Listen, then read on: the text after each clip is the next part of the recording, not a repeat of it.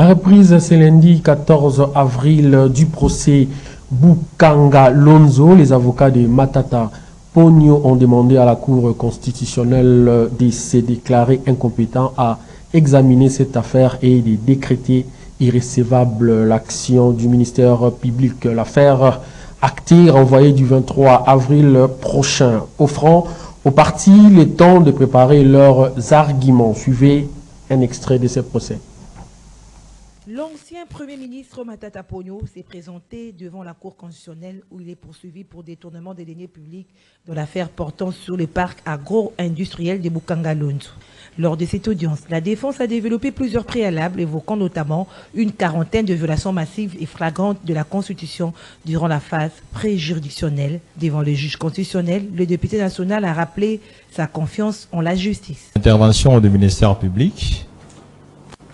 Je reste dans la logique des collectifs de mes avocats parce qu'il s'agit bien d'un domaine des chiffres. J'ai suivi le procureur général décrivant tous les chiffres et je crois que les chiffres ont ce potentiel de précision et donc je ne me vois pas comment réagir, raison pour laquelle j'ai dit, je me joins dans la philosophie des collectifs de mes avocats pour demander une remise. Cette remise, honorable président, se justifie par les droits de la défense. Nous nous sommes préparés pour présenter les exceptions sur la forme et l'irrécevabilité, sur la Constitution. Comme vous l'avez vu, il s'agissait d'un document bien élaboré, parce que cette partie précède l'examen du fond. Donc là, nous ne sommes pas préparés, et je crois que les droits de la défense, que vous avez évoqués vous-même ici, recommandent en ce que l'accusé puisse se préparer et pour pouvoir répondre à ces chiffres.